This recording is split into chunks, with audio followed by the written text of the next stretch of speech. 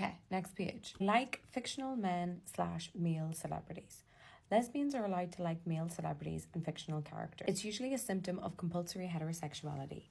Male celebrities/fictional characters are completely unobtainable crushes, and thus this allows the lesbian in question to distance themselves from men, because it's impossible to ever be with that person.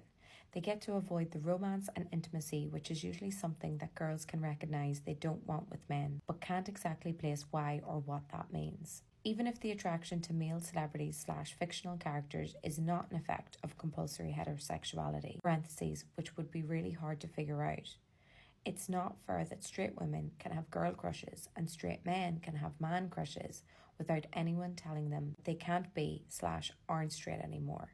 So the reverse should not be applied to lesbians. Fair point. But I think I've liked men before. You can identify as a lesbian if you've liked men in the past but no longer are attracted to men or want to pursue relationships with them. Lots of lesbians have dated or had genuine relationships with men before realising they were lesbians, and that doesn't make them any less of a lesbian. I mean, it does a wee bit. Does that not make you a wee tiny bit less of a lesbian? Maybe that's the Comphet talking. Okay, screenshot.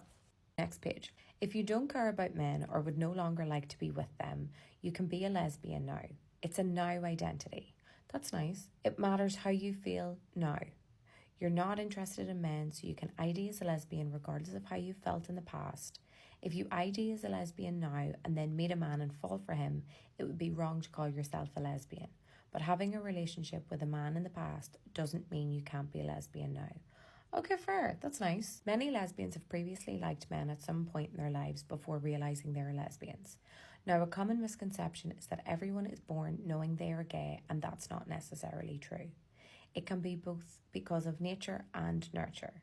If you've had terrible experiences with men and would now no longer like to date them because you don't see yourself being truly happy with a man and would like to only date women, you can be a lesbian too. It's okay to try on the lesbian identity and see how it fits, because many lesbians are unsure of how they felt about men until they identified as lesbians. This helped them realise how much of what they felt for men was actually compulsory heterosexuality over time. If you think that you feel attraction towards men but don't want to date or be with them and instead want to date and be with women, then you can be a lesbian. Lesbian doesn't mean that, air quotes, only experiences attraction to women. It can mean, quotes, only feels comfortable, only prefers and only prioritises women and relationships with them. I'm on to the next page. I'm going to duck out of the way so you can screenshot.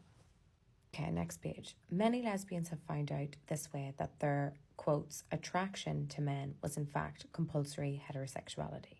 Attraction is super complicated. It's possible to recognise that a man is attractive without being attracted to him. Attraction is often coerced by societal conditions, and some lesbians have hypothetical attraction to men due to compulsory heterosexuality. But we don't want to actually date or have sex with a man ever. Allowing people to identify based on where they are willing to put their romantic and sexual energy is more powerful and gives people agency. Conflicting feelings about men. You can really genuinely have warm, positive, strong feelings towards men, and they can still be compulsory heterosexuality. Compulsory heterosexuality is the assumption that any feelings that you have towards a man must be attraction, because society talks all the time about hetero love and attraction. When you feel something towards a man and you think, quotes, oh, this must be what it's like, then a part of, quotes, discovering your sexuality, you try to find ways to find men attractive. You think, quotes, I'm not attracted to physical appearance, only personalities, or, quotes, I only like feminine men.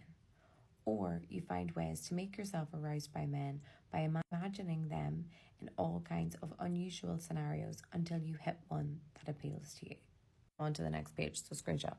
Then when you can't follow through with this, quotes, attraction in real life scenarios, when you have a chance to have a romantic/sexual relationship with a man, you assume that it's because some broken part of you that's stopping you, or some quirk of your personality or circumstance of your life.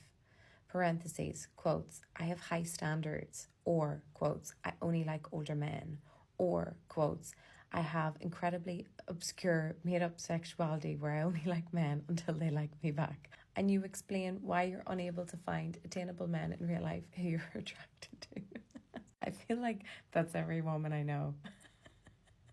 This is something really difficult to recognize because the process of figuring out your sexuality, you question how you feel and you come back to quotes, well, I definitely have strong feelings for men, and assume you're straight or bisexual. But another important question is to ask, quotes, have I been correctly labelled and understood what this feeling is, and am I certain that it's actually attraction? Oh my God, I do feel personally called out by that. Society puts so much emphasis on the importance of intensity and heterosexual love and attraction that it's important to actively remind yourself that it's possible to love someone and have a deep interest in them without having romantic or sexual feelings towards them. I actually want to talk about this because I feel like the second you get on with a guy, it's instantly like, oh, you two should hook up. I just don't think that that's the way things should be. I finally figured out the editing thing, so part 3 is going to be a long ass video. Buckle up.